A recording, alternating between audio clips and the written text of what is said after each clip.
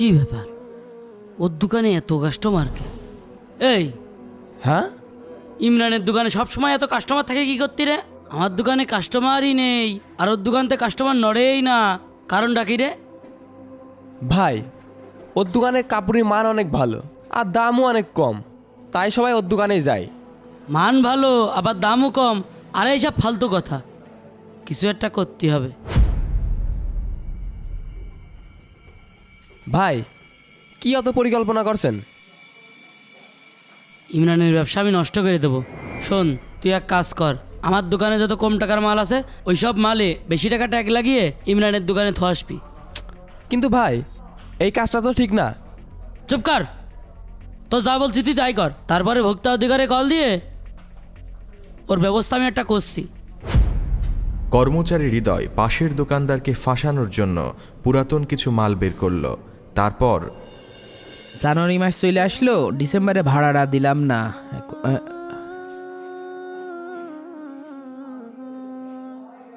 ভাই কিছু লাগবে নাকি? একটা জ্যাকেট লাগতো। এই মালটা দেখান তো। কোন রে? এই রে? না না না, ওই রে। এই রে? হ্যাঁ হ্যাঁ, দিচ্ছি, দাঁড়ান ভাই। ভাই, জ্যাকেটটা নতুন কালেকশন, ঢাকাতে এসে খুব ভালো, খুব চলছে। এটা গায়ে হবে না ভাই আমার? ভাই ওই যে আয়না আছে, আয়না একটু দেখেন কেমন লাগে। আপনার গায়ে ভালোই লাগছে, ভালোই লাগছে না? নিতে পারেন। ঠিক আছে, এই নেন। কেমন কি দাম ভাই এদের? ভাই বেশি তো 1850 টাকা গেরে। আপনি তো আমাদের নিয়মিত কাস্টমার, কম টম করে রাখবানে 1650 টাকা দিয়ে নেন, আমার 50 টাকা লাভ থাকবে না। ঠিক আছে ভাই, তাহলে প্যাক করে দেন। আমি তো আসি মাঝে মাঝে আপনার দোকানে। আসবেন আসবেন। এই মার্কেটে পরিচিত ভাই ভাগার আছে, তারপরেও আপনার কাছে আসি, আপনার ব্যবহারটা ভালো লাগে। আর আপনি ভালো মাল দেন, দামও কম নেন, সব মিলিয়ে ভালোই লাগে। ওই দেখ, একের পর এক কাস্টমার এসেই যাচ্ছে, আর আমি এইদিকে মাসি। তোমার একটা ব্যবস্থা না করলে হবে না, নেন তোর আমি দেখছি। এই নেন ভাই। এই নেন ভাই টাকা, তাহলে আসি ভাই, ভালো থাকবেন।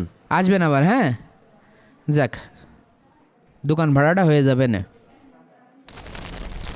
এই নে, এই মাল কয়টা ইমরানের দোকানে থো আসবি, যা। ঠিক আছে ভাই। এই হ্যাঁ সাবধানে দিয়ে আসবি। ঠিক আছে ভাই।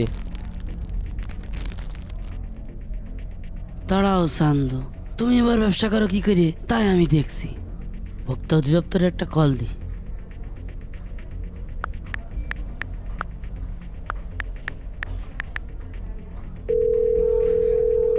হ্যালো, ভোক্তা অধিদপ্তর?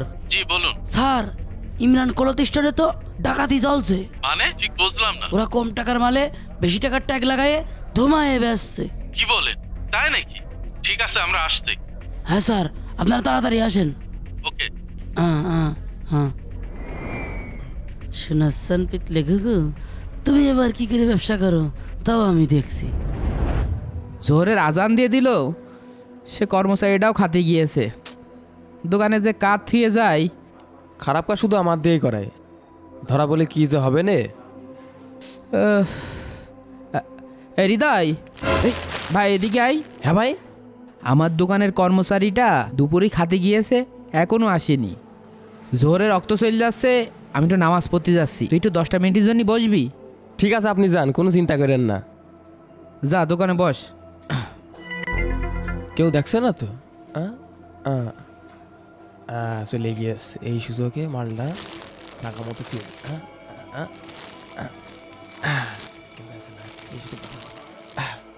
কাজ হয়ে গেছে। দোকানদার আকিব তো নিশ্চিন্তে নামাজ পড়তে চলে গেল। এদিকে দোকানে যাকে বিশ্বাস করে রেখে গিয়েছিল সে তো বিশ্বাসের মানুষ না, সে ছিল কালসাপ। আকিব নামাজ পড়ছে, এদিকে হৃদয় তার কাজ সারছে। ওদিকে পাশের দোকানের আরিফ তো ভোক্তা অধিদপ্তরকে কল দিয়ে মহা খুশি। এখন তাহলে দোকানদার আকিবের কি হবে? আয় আয়, ঠিক মতো করেছিস? হ ভাই। কেউ দেখেনি তো? না ভাই, কেউ দেখিনি। কিন্তু ভাই, কাজটা করা কি ঠিক হইল? এই এখানে বলি কি দেখলি? ব্যবসায়ী একটু হিংসে না থাকলি ব্যবসায় টিকে থাকা যায় না। যা তুই মাল কাটা গোছা, যা হাতে দূর হ। ঠিক আছে ভাই। বেশি বোঝে সবসময়। তোমার তোমার ব্যবসা আমি করিয়ে ছেড়ে দিচ্ছি। টিং টিং টিং টিং টিং টিং। আমরা ভোক্তা অধিদপ্তর থেকে এসেছি। আমি ম্যাজিস্ট্রেট KS সাত্তার। কি বিষয়ে স্যার বলেন? আপনার দোকানের নামে অভিযোগ আছে।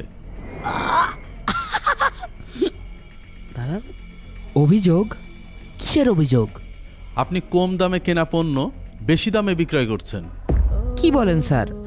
আমার দোকানের প্রত্যেকটা প্রোডাক্টে সঠিক ট্যাগ লাগানো আছে, আপনি চাইলে চেক করতে পারেন। হ্যাঁ, আমি চেক করব। দেখান আপনার পণ্যগুলো। এই দেখেন স্যার, এই প্রোডাক্টগুলো দেখেন। আরও চাইলে দেখতে পারেন। দাঁড়ান, আমি আরও বের করে দিচ্ছি। এই নেন। আমার মনে হয় স্যার আপনাকে ভুল ইনফরমেশন দিয়েছে। স্যার এই প্রোডাক্টটা দেখেন তো, কেমন যেন উল্টাপাল্টা লাগছে। তাই তো। এ কি, এই ব্র্যান্ডের কি এত দাম হয় নাকি? এখানে ট্যাগ বেশি লাগাইছেন কেন? স্যার এই মাল তো আমার দোকানের না। আমার কাছে মনে হচ্ছে কেউ আমাকে ফাঁসানোর জন্য আমার দোকানে এই মালগুলো রেখে গিয়েছে। কি বলছেন আপনি এসব? প্রোডাক্ট রয়েছে আপনার দোকানে আর আপনি বলছেন এগুলো আপনার না। স্যার আমার বিশ্বাস কেউ আমাকে ফাঁসানোর চেষ্টা করছে। আপনার দোকানে সিসিটিভি ক্যামেরা আছে না? জি স্যার। ও, ওই তো সিসি ক্যামেরা। অন করেন। জি স্যার, আসেন আসেন।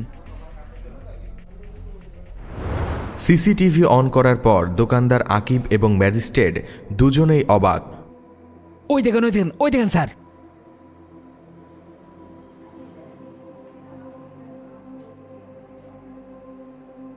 দেখেছেন স্যার, আমি আপনাকে বলেছিলাম না স্যার, আমাকে কেউ নিশ্চিত ফাঁসানোর চেষ্টা করছে। স্যার ওই ছেলেটা তো ওই পাশের দোকানের কর্মচারী স্যার। স্যার সেদিন আমি নামাজ পড়তে গেছি, ওই যে স্যার ওই দোকানের কর্মচারী এসে আমার দোকানে কম দামের পণ্যই বেশি দামের ট্যাগ লাগিয়ে দিয়ে গেছে।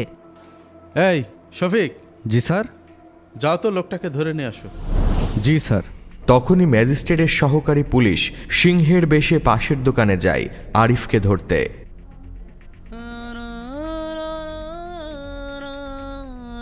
এই উঠুন, স্যার আপনাকে ডাকছে, উঠুন।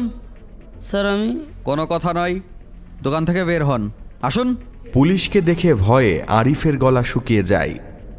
চল চল আমার সাথে। স্যার আমি কি করেছি? আমার করে নিয়ে যাচ্ছেন স্যার? গেলেই বুঝবি। আমি কিছু করিনি স্যার, ছেড়ে দেন। স্যার এই যে। ও, আপনি আপনি একজন নিজে ব্যবসায়ী হয়ে কি করে পারলেন আরেকজন ব্যবসায়ীকে ক্ষতি করতে? আমার ভুল হয়ে গেছে স্যার। আসলে আমার দোকানে বেচা কেনা হয় না তো, তাই হিংসের জন্যই করে ফেলাইছি। আমাকে ক্ষমা করে দেন স্যার। আপনি জানেন না ব্যবসায় হিংসা আর প্রতারণা ইসলামের শিক্ষা নয়? হযরত মুহাম্মদ সাল্লাল্লাহু আলাইহি সাল্লাম বলেছেন, সৎ ও আমানতদার ব্যবসায়ীরা কিয়ামতের দিন নবী ও শহীদদের সাথে থাকবেন। স্যার এই জন্য আমি সবসময় সৎ পথে ব্যবসা করার চেষ্টা করি স্যার। সেই জন্য অন্যান্য দোকানের তুলনায় আমার দোকানে কাস্টমারও বেশি স্যার। এই কারণে আমার এই মার্কেটে কিছু শত্রু তৈরি হয়ে গেছে। শোনেন, ব্যবসায় সৎ থাকা শুধু আল্লাহর সন্তুষ্টি অর্জনের জন্যই নয়, বরং এটা সমাজের জন্য বরকতময়। জি স্যার, আমি আমার ভুল বুঝতে পেরেছি। এমন ভুল আর কখনো করব না। আমাকে ক্ষমা করে দেন স্যার। তাই আসুন আমরা একে অন্যকে হিংসা করা বন্ধ করি আর সৎ পথে ব্যবসা করি।